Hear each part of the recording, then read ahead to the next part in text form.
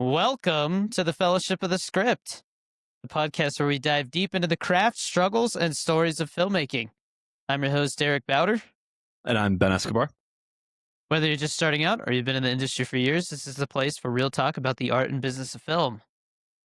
Today we're going to do a special episode, a bit of a full news roundup of the most interesting stories kind of hitting the industry right now. This weekend, we saw Taylor Swift's box office takeover, and a lot of the talk last week has been about this AI actress that has sparked a lot of backlash, as well as just some general projections of people trying to buy some studios. Like Warner Brothers has interest to be bought out by a lot of different people. There's a lot to go over, and of course we'll talk a little bit about everyone's seemingly new favorite movie, one battle after another. So why don't we kind of get started with the Taylor Swift stuff? Before we do, if you're listening or watching on Spotify, be sure to follow us. It helps other people see our show. Would appreciate it. That. Take it away, T Swift. So like, if you read the trades today, we're recording this on Monday, October 6th. If you read the trades, you'll see that Taylor Swift, with a 2-week notice, has basically dethroned what was going to be like about a $15 million box office opening, like more than double than what it did for the Smashing Machine. Taylor Swift gave it 2 weeks notice to debut at partner with AMC again, like she did for her Eras tour, and opened to $33 million domestically, and I think over 50 worldwide for her release party of the official release party of a Showgirl, her album event, which is really impressive for a fan event. Crazy. My wife and her friend, who was in town for a few days for my wife's birthday, went and saw it on, I believe it was either Friday or Saturday night, and they had a blast with it. Pretty crazy though, because they said that a lot of it was essentially lyric videos for all these new songs. So the fact that they were, able to make that much money was something that isn't really a traditional thing that you see in theaters like that, and at a moment's notice is pretty crazy. It definitely shook things up. As Ben said, the Smashing Machine only made around $6 million, which just, it sucks because I saw it, and I we'll talk about the Smashing Machine more in depth later, but it's really unfortunate because I think The Rock totally deserves an Oscar. But yeah, it just it goes to show, theaters aren't necessarily dying; they're evolving, and we're probably going to start to see more stuff like this. Anything that feels like a unique experience, people are going to show up for. Yeah, I think, like, in regards to like indie filmmakers, it's the audience connection more than anything else is what's going to beat the budget, and the experience, the fear of missing out, I think, that you can create with yourself and your own work, like making yourself the asset, is what's going to like win. And I think time and time again, we're seeing that it goes beyond just Taylor Swift. It's kind of proving that, of course. Yeah, it's honestly making me think, how can I, with this first feature that I'm making, how can I create kind of some buzz with my audience that makes people feel like they have to go see it on the big screen, Exactly. It's just, it goes to show that it's not just how many followers you have, it's how you connect with them. And obviously Taylor Swift, with this last tour, and how her whole engagement with Travis Kelce, and he's got his own podcast, and she's just dominating everything. It's just perfect storm. And I'm honestly not going to be surprised if they end up like re-releasing this or something in some form or another, because why not? The iron's hot. Yeah. It's kind of crazy, man. Yeah, it's just a lot to take in from both, us as outsiders, as just filmmakers, and then seeing somebody like my wife and her friend who are fans just really happy with that experience. It's makes you wonder where things are headed, Yeah, that's for sure. Cool that she's able to get people to go to the theaters, and I hope people learned from it. But I really was rooting for Smashing Machine to have to be a smash hit. But you want to talk about this AI actress? Yeah, that's a whole different can of worms. So if you've heard the name Tilly Norwood, that's probably one of the most controversial figures right now, second to, like, I don't know. Speak her name. I'm Sorry. kidding. Yeah. It's like Voldemort. You can't really That's say the it. only time we're gonna say it. Um, yeah. And Tilly is sorry, excuse me. She who should not be named is a virtual performer, meaning this is something in between like a VTuber, but then like a just essentially like a hot girl that is computer generated. And she is created by this company called Zakoya. Is that how you say it? It's like It's yeah, I would say XIC. that. Yeah. Yeah, Zakoya. Um, I don't know, man. It's weird. It's disturbing. A lot of people are not reacting well to it. And I mean, I obviously have a negative opinion about it. I think mostly everyone does, but I don't know. What are your thoughts?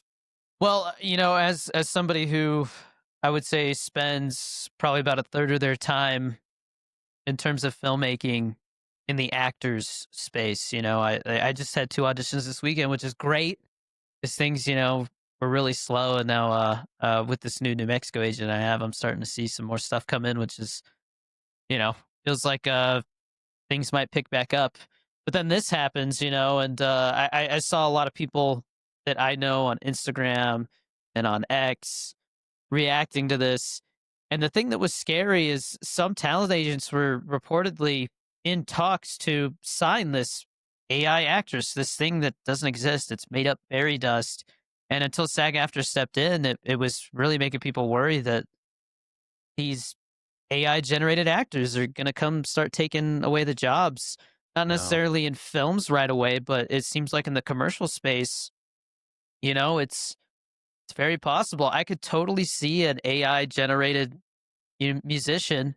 Somebody makes their own version of like Taylor Swift, and they can make music videos. They can do something like this Taylor Swift experience, and the, it's scary, man. I Mhm. mean, it's not a real person, but the people behind it, they're gonna be the ones reaping all the rewards for it, Yeah. and it's taking away people's jobs, maybe taking away the spotlight from actual living, breathing human beings. So it really raises the question: what counts as performance? If an actor doesn't exist, who gets the credit? Who gets compensated? Yeah. It's very weird. And I think she's like doing fake interviews online and stuff like that. She's got like an IMDb profile. I Fake mean, photo shoots? Yeah, it's crazy. it's just it's more of a meme than anything else, but also like who asked for this? And I feel like if there was some definitive likeness, like if we were like comparing her to like, I don't know, Anna de Armas or someone like specific like that, I keep thinking about like the Blade Runner girl, which is, played by Anna de Armas. It's just kind of like that role in itself. That's like Anna de Armas's role, like why are you taking that from her? Or it's like, there's some kind of authenticity to it where it's like if you take that role in a movie like Blade Runner 2049 that goes so deep into it, and like having a role that's so emotional for a scene partner like Ryan Gosling, could you imagine that sequence and that whole effect of the movie working out the same if that was Tilly Norwood instead of Anna de Armas? Like I What are they don't gonna even know if do? Is it gonna be like the Zoom class thing where there's somebody like on a monitor and it moves around on wheels? Like what? yeah, and How it's do you just even like do that?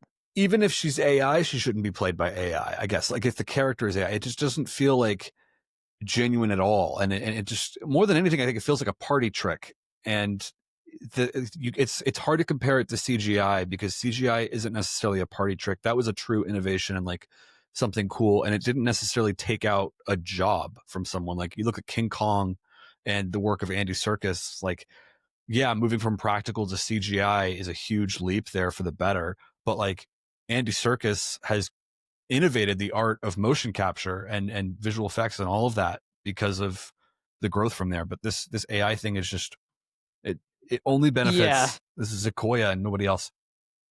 I think the question really is, you have to look at it from this perspective. If you were sitting down and you go, I want to buy a nice canvas piece of art for my house. I can either pay to have somebody actually create this thing and it's got, minor human imperfections, all those things that go into making a piece of art, or you can pay, $25 and have something just generated and then Mm-hmm. print it and put it up on the wall. Which one do you really want? is it really the same to have something that's just not real and doesn't have any imperfections, the things that make us human? Yeah. I don't.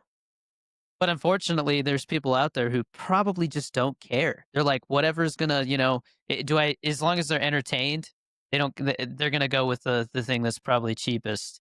And it's gonna be cheaper to make a commercial with a fake actress than to, pay Taylor Swift to go promote something. Yeah. So it's it, it's it's really unfortunate, but when it comes to business, it's always the path of least resistance. And right now, it looks like AI is inevitable. Yeah. It's very unfortunate. Um, yeah, I mean, I guess what more is there to say about it? It's just It's kind of really like, every freaking time we do one of these news roundups, I guarantee you at least one thing is going to be about AI. yeah, it's sad. I mean, we were also talking before about like Sora 2 and just Hmm. how that is. We were literally talking about it on another episode where I was like, it'd be funnier to watch like Mission Impossible starring Derek. I can literally do that now on my phone if Derek puts his face on Sora 2. I don't think you have, but like Nah, that's I haven't any touched one of it. my other friends that has. I absolutely can do that, and it will do it, and it will. I'll have the 10 seconds of enjoyment, but like as somebody that's involved in the industry and the arts, like I feel really stupid about doing that, and I don't really want to, but I know there's people that will, and There's that's temptation there to have fun with it, but at the same time, I realize that if I do that, I'm just feeling this thing that I'm so against. So there's things that I find funny on Instagram, and then I realize they're AI, and I there's that moment of hesitation and then realization that if I post that to my story, I'm putting another spotlight on it, and I don't want to. So that's all we can do is control, what we do with it. And yeah. right now, my goal is to just avoid it altogether as much as I can. I think AI is a great tool, but when it comes to art, there should be a line there that you shouldn't cross. Mhm. I will say though, I do think the Bigfoot stuff is funny, and I Yeah, think that's it's fairly entertaining. harmless. Yeah, yeah. Unless they decide, hey, we're gonna make a movie, and because it is pretty much the same voice every time that I see. So if they were to make a movie, I'd be like, hell no, I'm not going to see that. If I'm gonna Yeah. watch it, I'm very much against pirating films. But if it's an AI generated film, fuck yeah, steal that shit. That's funny. Let's do a quick mid ad break here before we get into a couple more stories. If you're enjoying the show, please consider subscribing on Spotify, Apple Podcasts, and or YouTube. Follow us on social media at Danny Dorito 23. And you can follow me at Real Ben Escobar or at Genie Boy Games. And we also have a Discord that is free to join.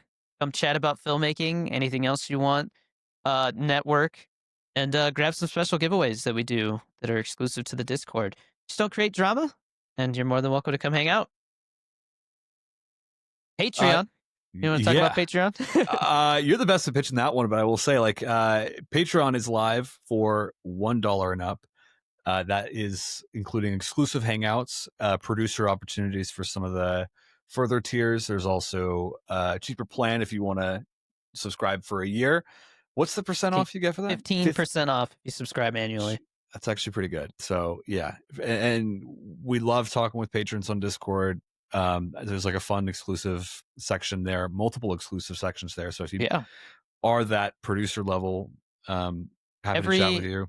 every first Saturday of the month, we do a film fellowship where we talk shop about filmmaking. It was really fun this last Saturday.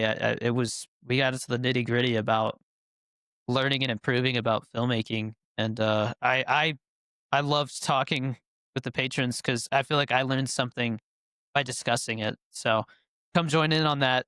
That is for tier 5 and up. But if you want to just hang out, maybe you're not a filmmaker and you just want to shoot the shit with us, we do our Discord hangout every second Saturday of the month. So coming up this week, and that's only $1. So a lot of value there if you want to talk to us one on one. I've been making a habit of turning my camera on, so it's like a direct, face to face conversation. So come hang out with us, and don't forget to use GFIO code Danny D. Hang on 1 second. I gotta pull it out.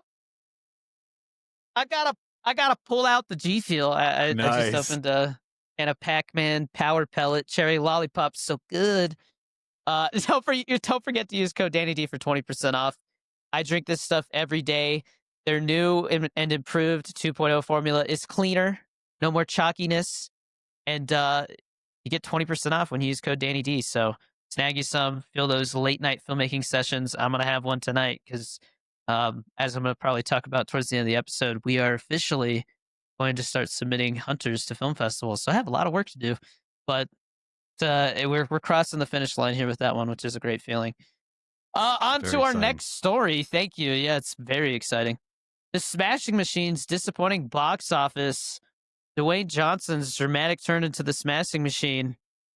A24's $50 million biopic about the MMA pioneer Mark Kerr, who I've seen the film, so I get why, um, he's such an important person for like the UFC in the early days of MMA in the 90s. It opened to only 6 million domestically, making it the lowest debut of The Rock's career. Yeah. Um, yeah, Ben, you want to talk about Yeah, so he won. So Benny Safdie won a Best Directing award at the Venice Film Festival for the Silver Lion, which is like pretty prestigious. big deal? And usually those kind of awards are like signs for what's going to be an Oscar winner or like heavy buzz and stuff like that. So like that was one of the most. That movie is like one of my most anticipated of the year. Because I love the Safdie brothers, as I've talked about many times before, and like seeing him get the award, I was so excited to see that. But it did not bring in audiences, and it really makes you wonder, like how much of that was Taylor Swift, but then also how much of that was just like it kind of being like an identity crisis movie in an odd way, where The Rock is for typically like Jungle Cruise, Fast and Furious, and our audience is ready for a real serious, grounded, dramatic role from him. I think yes, I would have taken the same bet, but it doesn't look I like it worked out. I personally see this doing incredibly well on HBO Max later when it drops on there because they I have could that see deal that. with A24. I think that a lot of audiences decided, or a lot of audience members decided, oh, wait for streaming on that one. It's a biopic. So having seen it, I can definitely see how maybe word of mouth wasn't great. It's a very dark, more introspective tone that obviously is not what we're used to from The Rock. But his performance is Oscar worthy in my opinion. I think right now he's the front runner for me. I think he should win the Oscar. But we're very early into award season, so That's so um exciting. but I think it was a combination of him really going full method, but also the great use of uh facial prosthetics that he had. It legitimately felt like I wasn't watching The Rock. At times I forgot I was, and then I would, like, realize, "Holy shit, The Rock is really doing it, man. Like, this is a It real is. performance." I also think that one of the issues is, I went and looked at his Instagram. He's got, like, almost 400 million followers, but he was barely promoting it, and I think that's probably due to the lack of budget for marketing, but, I mean, if I was The Rock, if I was in his shoes, I think I would be doing everything in my power to promote it. I mean, uh, Benny Safdie was freaking all over.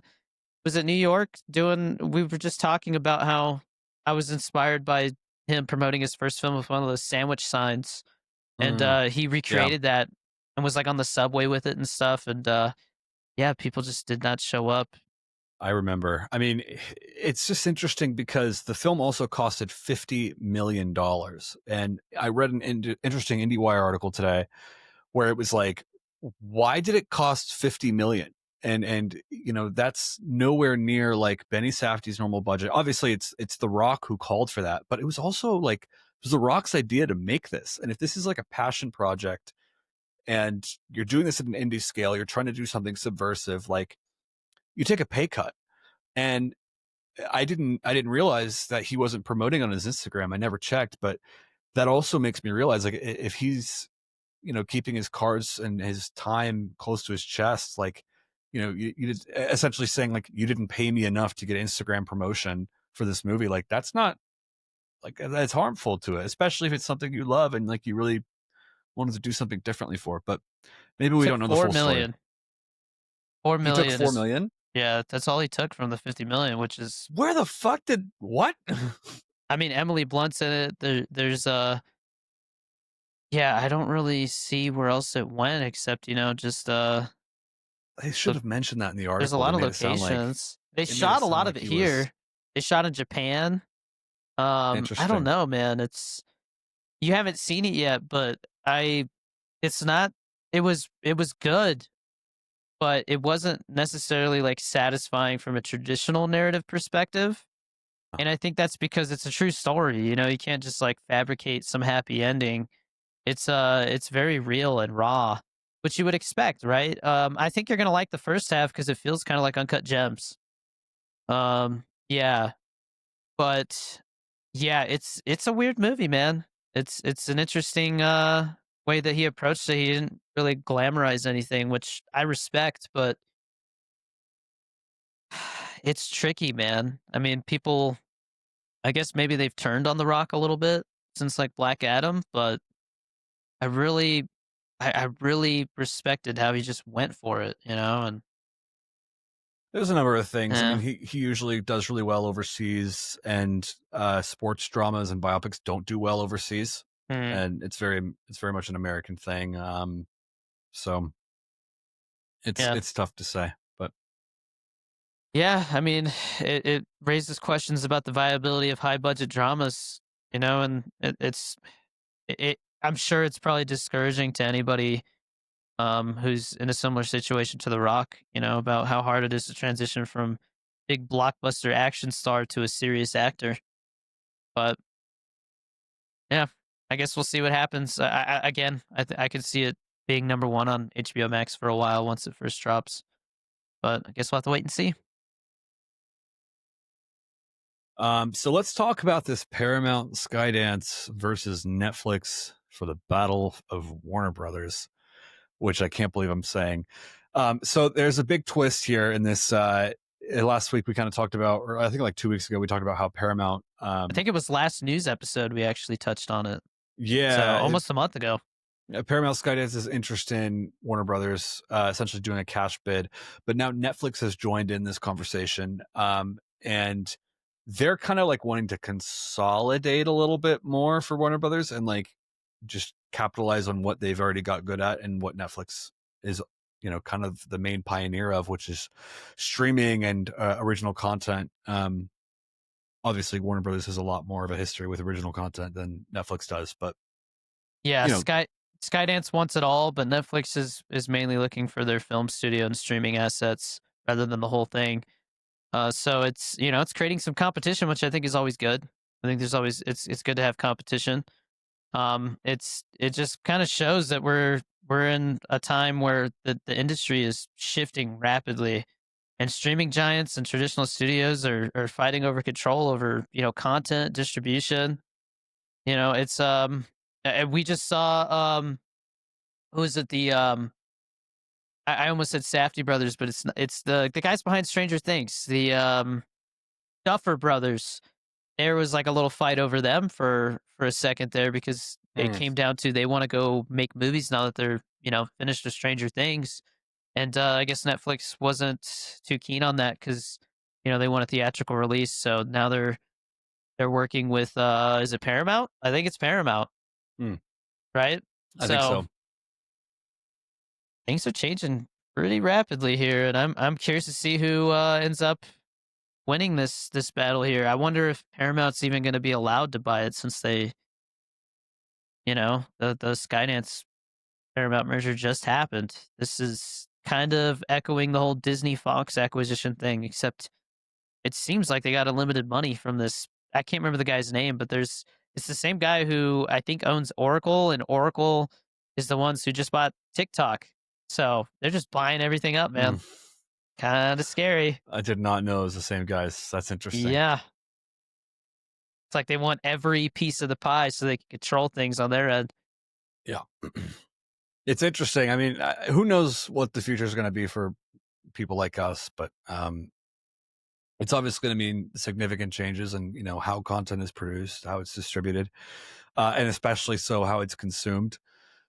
because you don't make an $8 billion transaction and then like another giant multi-billion-dollar transaction and not have a sort of rush or urgency to make that money back. And especially if we're looking at things like AI and cost cutting things like that, job cutting things like that, you're going to have immediate downsizing of a lot of jobs. But then if AI is also coming in the rise of that, it's shit timing. It's Yeah, scary. it's really shaping up to be the perfect storm of just jobs disappearing, you know? Yeah. And I mean, I guess the bright side is as indie filmmakers like you and I, there's always going to be I would like to think there's always going to be a place for indie filmmakers, and so Me too. circumstances, they're not really changing for us at the moment, but maybe it'll be kind of a seesaw effect where, for a little while here you're going to see studios downsizing, replacing things with AI, and then the general public is going to signal with their money that, they want real voices, they want authentic art, and we can only hope that that happens, and we'll be there as successful indie filmmakers ready to, pick up the mantle, I guess. But yeah, this is Sure hope definitely so. a big one to pay attention to. I'm sure we'll report on it again in a future episode. Yeah.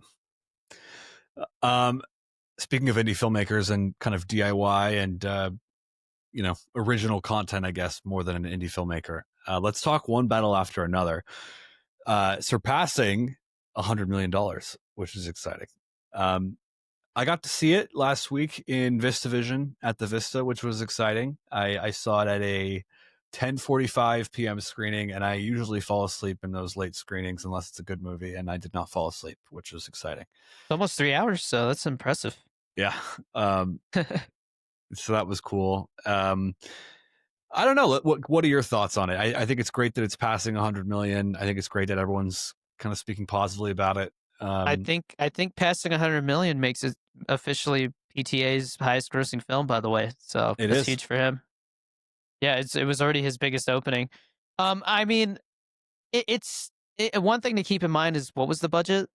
100 and 120, I think. not 130, but I feel like it could be more than that. I mean, obviously it's more than that with the marketing budget, but it's still got a long ways to go. So I hope it has some long legs here, so that it can, come out on top as a successful film. Because I don't know if it's technically considered a financial success yet, but it's definitely, I'm glad that they're at least looking at it in a positive light right now in the trades. They're saying that, for PTA, despite the hefty price bill, it's a huge achievement for him. A film like this being successful just reiterates that audiences want fresh, original, character-driven dramas. So I'm happy with that, and I hope that trend continues. Same. What Same. did you think of the film? I thought it was fun. It was definitely not what I was expecting it to be in terms of like it being, like you said, or maybe it wasn't you that said this, but someone described it as a Safdie brothers movie to me. And I was like, okay, let's go. I could see it with a lot of the anxiety driven experiences and scenes towards the end. Um, yeah, I thought DiCaprio was unique. Obviously, Benicio del Toro, like, he steals the show. That's not difficult to say. And Sean Penn, unforgettable. You'll never see Sean Penn the same. I He's think Sean Penn might pick up his third Oscar with this one. yeah, and what a weird one to pick it up for too. Dude, like, he genuinely stole every scene he was in, though.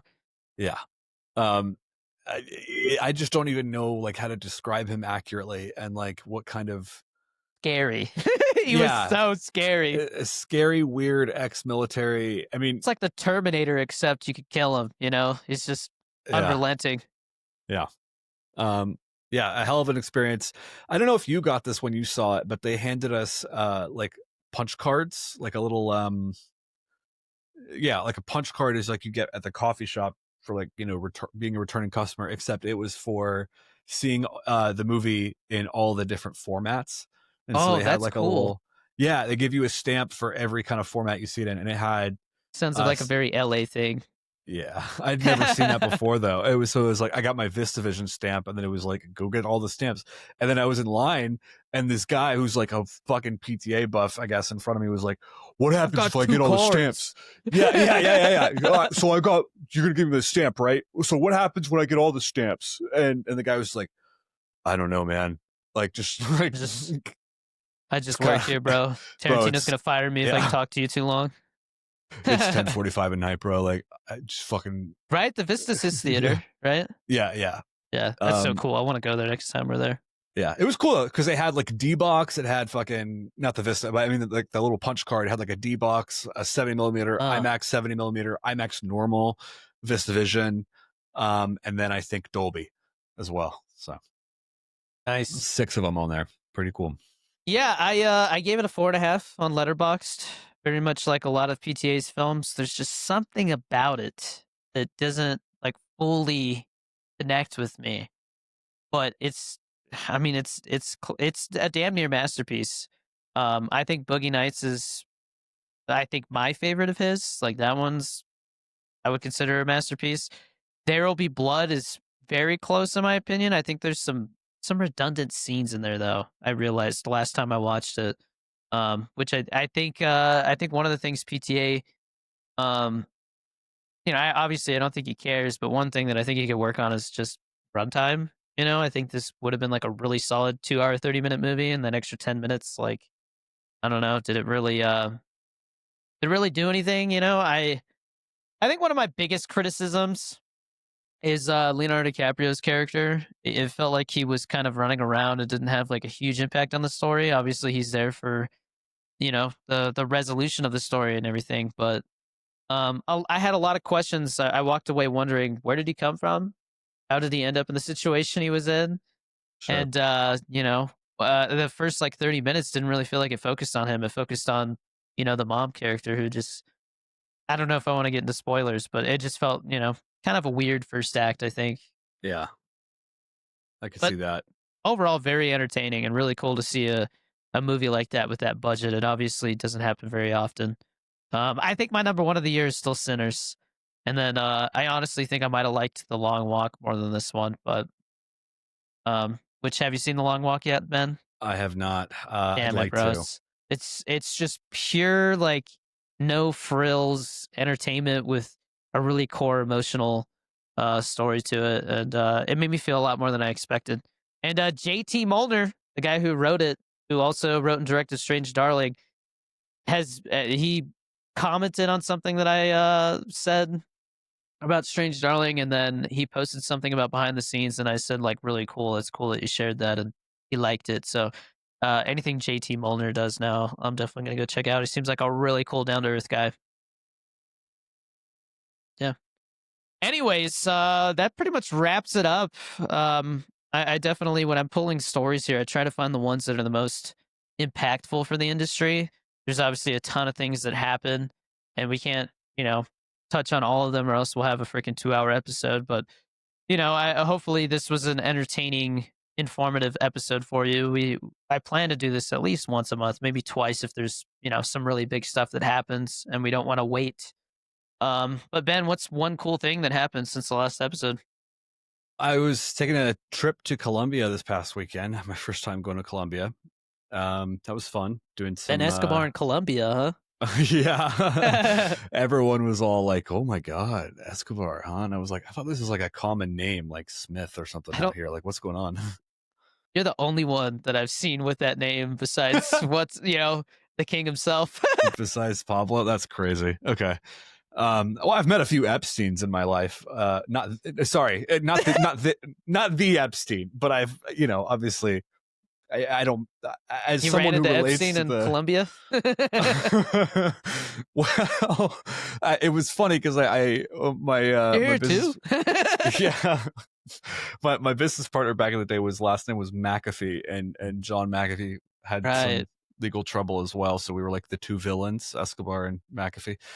Um, our duo. but it's I it was fun. I liked it. That was fun. Good meetings, good momentum on all the projects. Um, yeah, I'm excited to keep chugging along this week. Nice. Yeah, I got a couple of cool things. I got a new keyboard here. Very happy with it. Very satisfying to write on. It's a Glorious, which they're primarily a gaming brand, but I love how you can customize, the keyboard that you order, and it feels very high quality. I'm very happy with it. Very satisfying to type on. So looking forward to doing some writing with it soon.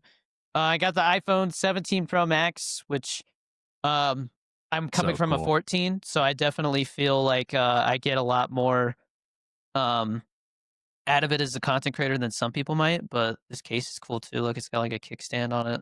Nice. Um, yeah, no, it's been pretty sweet. Oh, by the way, the Hunters poster is out. I got it as like the.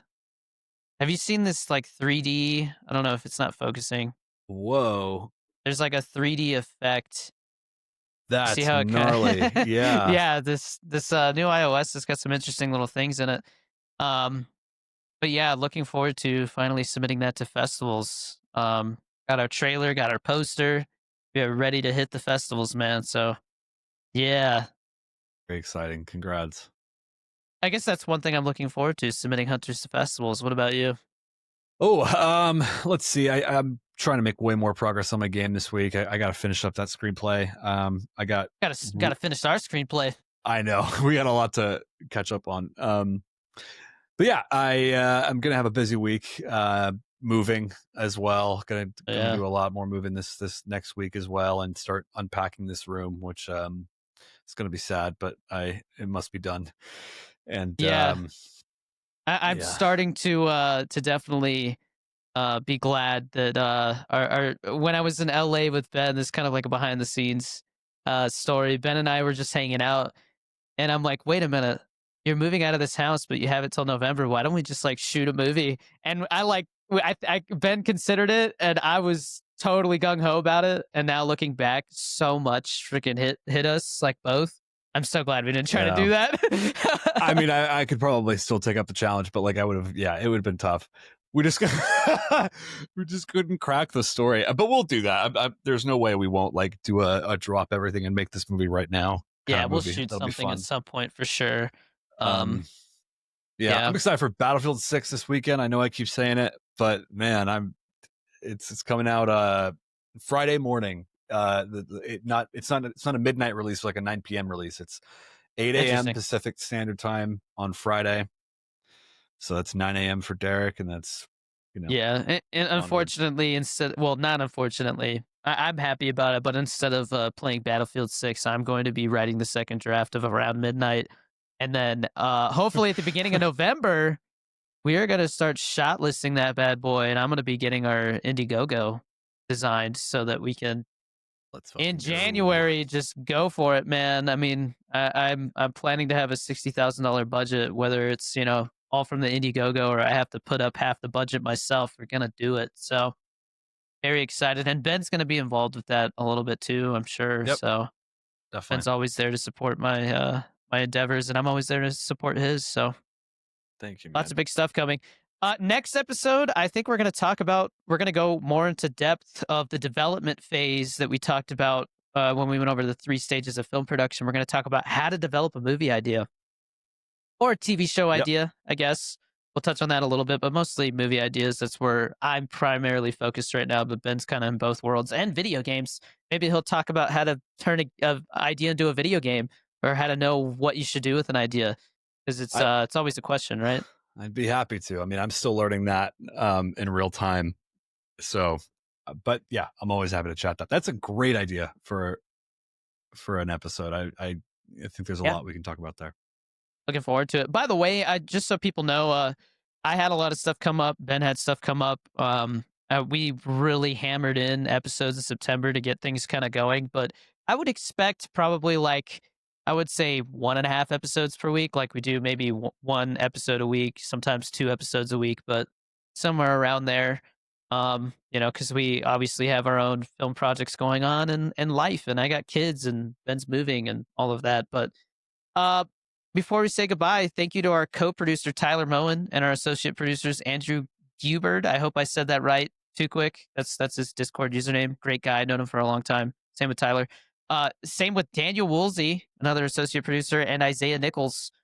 Thank you guys for making the podcast possible by supporting us through Patreon. And as always, I'm Derek Bowder, I'm Ben Escobar.